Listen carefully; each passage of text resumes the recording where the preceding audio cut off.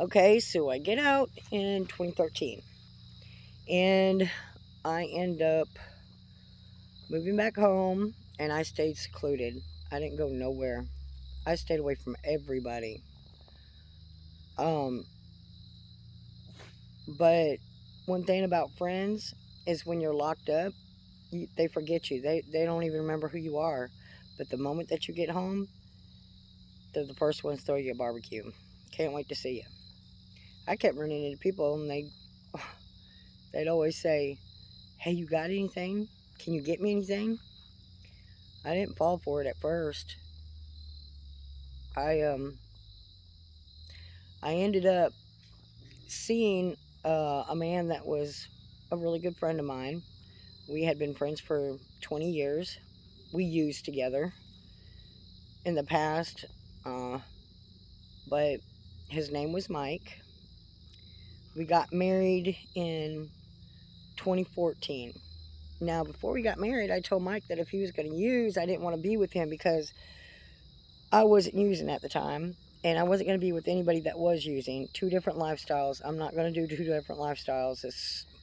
An addict's lifestyle is different from a family lifestyle.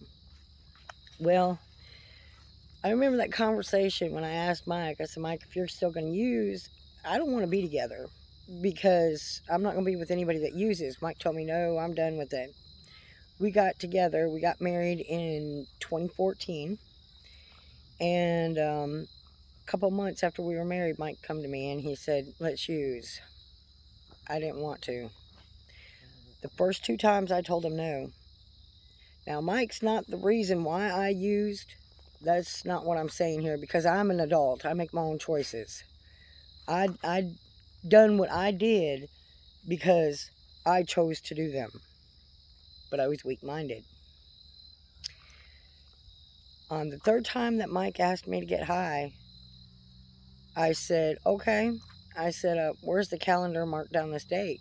And he said, "Why?" I said, "Mike, because you know as well as I know that it might start off today and we might just do it once a month, but that's going to go into every other weekend, to every weekend, to every day." I said, "And you know marriages don't last. You know family life don't last." And that's exactly what happened. We were full-blown addicts. One thing about Mike is before we started to get high, he taught me something about myself that I was always on the go and I never learned. And that was my love of the outdoors. Mike taught me how to fish. He sure did. Boy, I could outfish him. We always had a bet on who could catch the most fish. And the biggest fish is $20 a piece. I always was the winner. We always joked about him being my teacher and I would always outfish him. We ended up buying a boat. There before we were using, I had a four-wheeler. The kids had four-wheelers and dirt bikes. We had vehicles. We had money. But in addiction, everything's short-lived. At the time, I hadn't seen my daughter in 8 years. My oldest daughter named Kayla that lives in Florida. 8 years.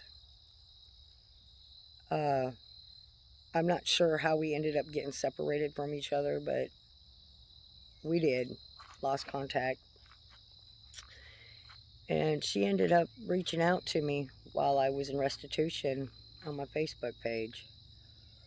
Well, when Mike and I got married, Kayla and I were talking, and we decided that we were going to meet in Alabama at my auntie's house. And I picked the holiday for Thanksgiving because there was nothing more that I was thankful for than seeing my oldest child.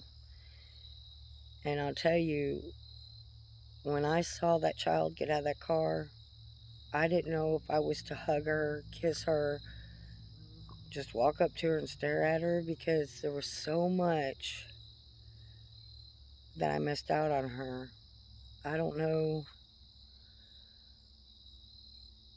I can't tell you the remorse that I feel for all of my kids because if it wasn't in drug addiction, I was in prison. I can't get that time back with any of them.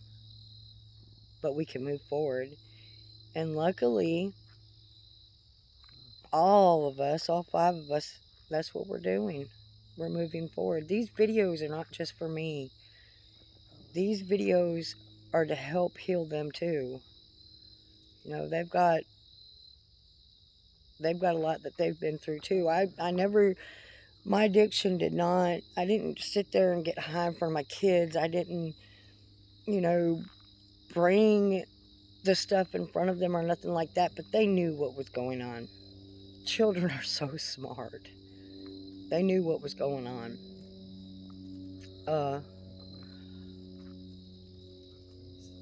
Mike and I stayed together, and he was an asshole, but he never put his hands on me or nothing like that, but he was my asshole. We ended up separating in 2016. Not a good separation. But I remember when I had booted his butt out of the house, he went back. I'll never forget this. He went back, and when he walked through the house, I caught him leaned over saying something to one of my children. And when he saw me, he hit the door wide open. And so I asked, what did he say to you? And she said, he said that you're getting high again. Oh my gosh, talk about, wow, he put me out there.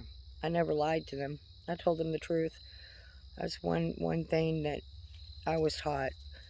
No matter how bad it is, you'll not ever catch me lying to my kids. They're the most important thing. You know, they were there all through addiction, and now they're there for me through sobriety.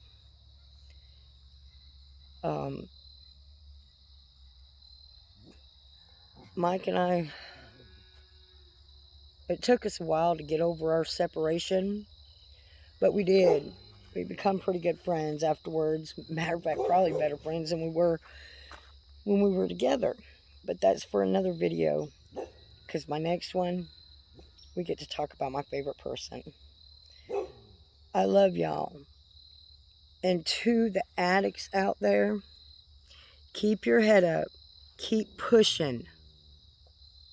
And to the ones who love the addicts out there, keep your head up and keep holding on, because they need you. This isn't easy. You know, addiction doesn't just affect the person that's in addiction. It affects the whole family. I love y'all, and I'll see y'all in the next video. Bye.